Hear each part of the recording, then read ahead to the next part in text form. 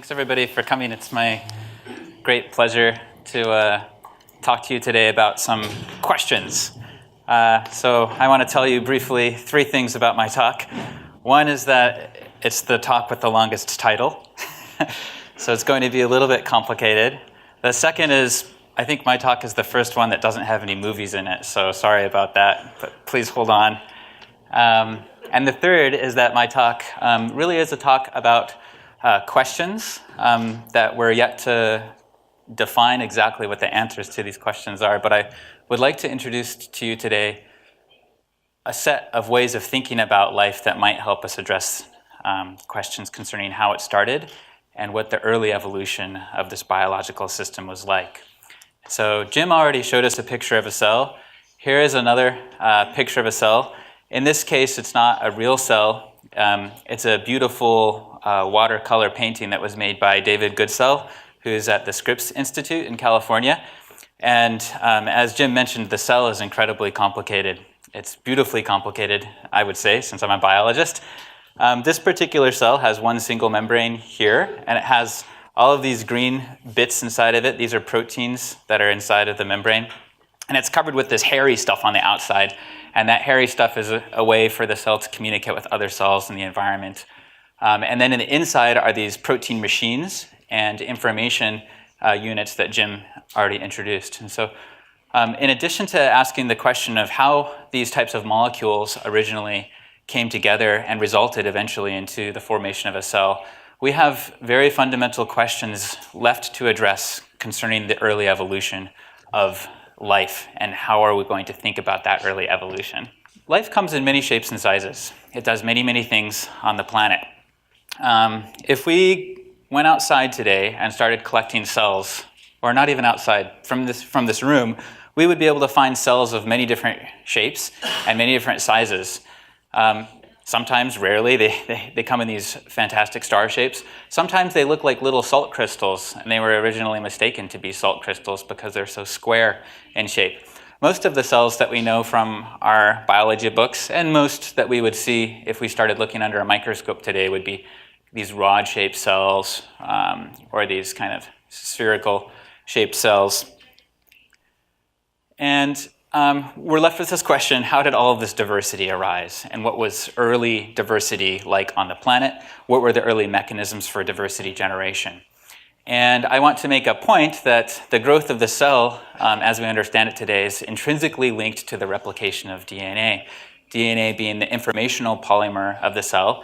It's the way that cells are able to pass information from generation to generation. And if we thought about a cell, we could draw an outline around this DNA molecule. We could think about that DNA replicating, and then we would have 2 cells here, and 4 cells, and so on. From a contemporary perspective of today, one of the most fundamental notions of biology. Cells are the fundamental unit of biology on the planet today, and all cells replicate, and they replicate through this DNA process. What I want to try to do today is try to ask the question, what was it like before this nice, clean DNA replication process, and how do we think about that? So again, going back to diversity generation, there's many types of cells, many shapes of cells, many types of metabolism on the planet. And all of this is going to be linked, the generation of this type of diversity is linked to this fundamental process of DNA separation and replication, followed by the packaging into new cells. And sometimes when DNA is replicated, there's a mistake that happens. And this is what we usually refer to as a mutation. But this is a really, really fundamental part of biology. In addition to self-replication of DNA molecules, we have to always understand that it's not perfect. There's always mistakes that are made in this replication process. But these mistakes, in English, the word mistake has a kind of negative connotation. Mistakes are not a negative process in biological systems per se. In fact, when we look at the total biodiversity on the planet, these mistakes, which are accruing through history here, are leading to diversity generation. So all of the life that we see on the planet is in part a product of mistakes. And so mistakes, using that word is a little bit of a no-no. Maybe a mutation is a better word. On the left, I'm showing a plot that was generated just last year from a group in the US.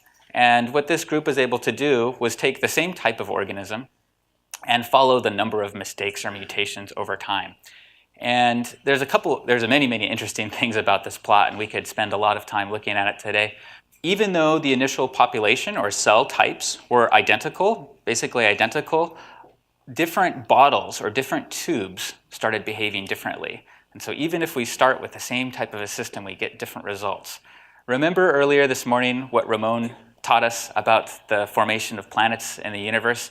If he starts his simulation again, he gets a different set of planets out of here. And this different behavior happening in different bottles tells us something about the way evolution works.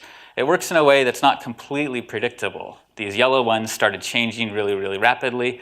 And then there was a group of cells here hiding behind this brown color are a number of different dots which represent different bottles, and they were all behaving more similar to one another. So the kind of result of this slide is that we can understand that there is diversity even when things appear to be the same.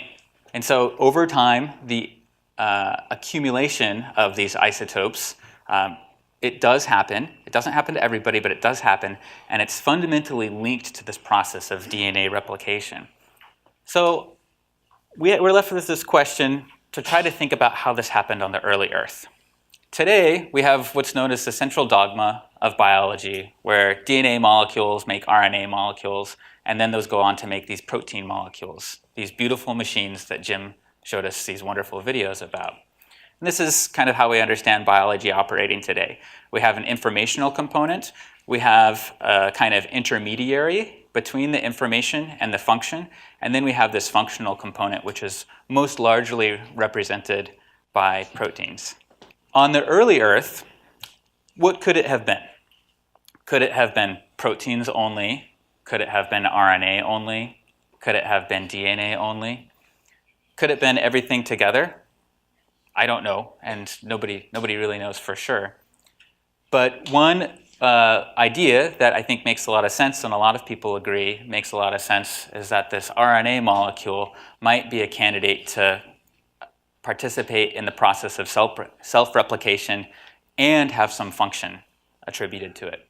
And this idea is really a result of a series of amazing discoveries that have happened over the last 20 years or so, where people have found that indeed RNA molecules are possible of making themselves again. And so they have an informational component inside of them. Because they're able to do things, they're able to catalyze chemical reactions or change the behavior of molecules, we can assign a functional attribute to them as well. And so RNA takes a special place in biology. It's one of the only polymers that we know that has a both informational capacity as well as a functional capacity. Proteins, you could try to imagine how that would store information, but it's a little bit more difficult and not straightforward. And functionally, DNA seems to be chemically almost inert. It doesn't have this ability to hold onto molecules and change molecules in solution. So this is kind of an idea for how early replication might happen on the Earth. This is a long polymer. It looks like a spaghetti noodle on here, but we could imagine that it's actually made out of oligonucleotides all linked together. In today's biology, like I mentioned previously, cell growth and proliferation is fundamentally linked to this process of duplicating the chromosome. And that changes over time. And that gives us this picture. Jim showed earlier a picture drawn by Darwin, who was one of the first people to famously draw a phylogenetic tree, which is a graphical way of depicting relationships in biology. And here's a cartoon diagram, another drawing, that was drawn by Ford Doolittle in 1999. And it shows this idea that sometime in the past, here on the bottom would be in the past and the top would be going forward in time. It shows the idea of diversification happening. And that diversification, again, is linked to these mistakes, these mutations that happen. And as those mistakes or mutations happen, we can kind of think about adding more colors or more diversity to life here. So this is how life is evolving today and continues to evolve on the planet. So how did that begin originally? It's possible that this cartoon diagram on the top would have been quite a bit more messy in a world that was made of RNA molecules that were self-replicating. And part of this mess would be derived from the non-specificity of this replication apparatus. And so we could think about what these messy early moments in time would be like in biology, before life gained the capacity to almost perfectly replicate. We would have a situation where we wouldn't be able to draw nice, clean relationships between different organisms, shown on the top. Instead, we would have more of this net or this web on the bottom. Let me point out here these arrows. These arrows correspond to gene sharing, or the sharing of DNA between different organisms. We can call this horizontal gene transfer, and it happens a lot, and it's a mechanism of generating diversity. But most of these lines are vertical, and they don't have many horizontal lines going on between them. In the past, it's possible that things were quite a bit more messy in the sense that this was not replicating with as high as a fidelity, and there was more mixing going on. And so this is going to create an informationally very messy world. And so we have to face up to this idea that maybe early life was doing information transfer in different ways. And so sometime in the past, how can we imagine what this web would be like, or this kind of messy area? Today, we're kind of taught in our biology books that we can separate life and the types of life quite cleanly. And indeed we can for today's biology. Today's biology is quite old. It's probably been here for 3.5 or 4 billion years. And these vertical lines we can trace, and we can draw a nice network like this. But in the past, how can we imagine that? I want to introduce this concept of the progenote, which is kind of one of the key words of the talk that I'm giving here. And it refers to a period of life, of biological history, where information transfer was not happening as cleanly or with the fidelity that it happens today. Instead, there was massive gene sharing, and the capacity for life to self-replicate was not as good as it was today. And so here's contemporary biology. Somewhere in the past, there would be a common ancestor, but there's the possibility that deep in time, there would be this location or this phase of biological evolution that we could call the progenote.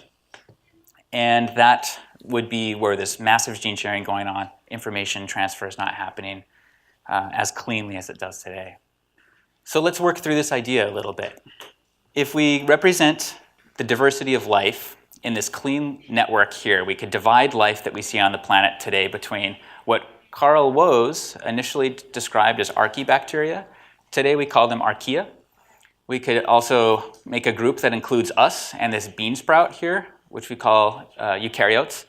And Carl Woese's other group that he and others discovered was what he called the eubacteria, but we can call bacteria today.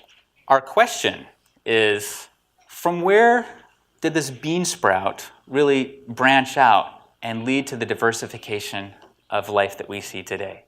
Could it have been here, and then diversity went in this direction? Could it have been here, and diversity went that direction and this direction? Or could it have been somewhere in the middle? Where would that diversity generation take place from, and what time on the Earth would that be? Those are our questions. So here's a diagram I made on my kitchen table trying to show you this idea. In the past, there would be some start of information transfer. This might be something you might classify as the origin of life.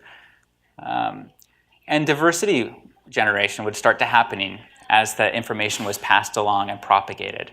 Remember, I said that a fundamental part of DNA replication is mistakes. And those mistakes then go on to lead to diversity generation. So this is always going to be happening. And there's also always going to be lots of extinctions happening on the Earth. We don't really know how many different types of life have lived on the Earth because we don't know how to accurately quantify the number of extinctions that have happened through the history of Earth. But we could represent them on paper by having these terminal lines here. Here's another extinction, here's some other extinction, here's another extinction. What we see today is kind of this highly evolved area which doesn't necessarily go that far back deep into the past. So it's a huge challenge to try to gain insight into an area that we can't see. So instead of this clean relationship of drawing one bean sprout or one source leading to the diversity that we see today, I want to suggest to you that the past might have been a lot more complicated, and it might have looked like this whole pack of beans that I incorporated into soup, but here I'm using to display this complicated network in the past that may have been on the Earth. So we don't know exactly when life started, and we don't know exactly how fast diversity was generated on the planet to lead to what we see today. We don't know that. Life could have started relatively later, probably not this late, but I'll use this as a point just to draw some questions from you. Life may have started here, or life may have started here. And here on the bottom, what I'm showing you is this kind of from you, where we have the formation of the Earth somewhere around here. This is what Ramon was talking about. Here we are today. So we don't know exactly where this tree, where this diversity generation would have started. It could have happened on another planet, and that life could have came to this planet and just continued becoming more and more diverse. Or it could have happened later on our planet. How are we going to get ourselves out of this problem? This is a difficult problem. We can constrain some things on this planet by knowing something about, like Ramon told us, this moon-forming impact probably would have sterilized the planet. The planet became so hot that it wouldn't be possible to have life as we would really accept it to be on the planet and on these molten lakes. We know that sometime after that, relatively soon, there was water on the planet. So as far as we understand life today, all life requires water on this planet. So after the formation of water, or the planet cooled down enough to have liquid water on it, we would be able to say, maybe life could be starting around here. But there's a huge range of when cells that we could recognize today actually began. And this range is so big that I would suggest that it's not really until later in evolution that we can be really sure that we have something that is recognizable as a cell today. Here I use the idea of having cyanobacteria, which can acquire electrons from water and make oxygen, as the strongest sign of life in terms of something that we could phylogenetically recognize today. Before this time, we have little hints like these mounds of life, these piles of cells. But could we recognize those to be part of the tree of life? Maybe, maybe not. We have some signs of metabolism. Is it the same type of metabolism that we see today? Maybe, maybe not. This is a difficult question. So we're left with a series of questions, and our job is to try to dig through the evidence and try to come up with the best answer here. And just briefly, I want to talk about how we can start trying to constrain this. One way is to use an energy perspective. And like a chemist would, like Jim would, say that life's not too different from another chemical process. Here's a butane lighter. It takes butane molecules and combines them with oxygen, and it makes flames. I'd like to introduce the concept to you that life is not so different from this. In fact, all life can be partly understood as an electronic process. So, for example, our bodies today, we're now taking electrons that we're taking, in my case, from my tempura Dawn that I had for lunch, and I'm taking those electrons, and my cells are allowing these electrons to flow through my cell, and my cells are doing some work. And that work, I'm up here able to talk. And so what we're going to try to do, and our big challenge is to try to understand how to link energy and work processes in the cell with this informational history. Today, we can understand energy processes on the Earth, but what were those energy processes like in the past? Combining this knowledge together, the energy systems and the DNA systems gives us these different energetic and information fingerprints. And it's these types of fingerprints that we're going to be able to use in the future to try to define what early biological evolution was like. We don't know what that would look like exactly, but it's probably going to be something complicated, like this diagram, which is showing in gray many possible paths of evolution, and then in black, just the types of life that we see today. So our grand challenge is to try to uncover this period of biological history for which we can't really see. So I hope to be able to tell you in 5 or 10 years more about this area. Thank you very much.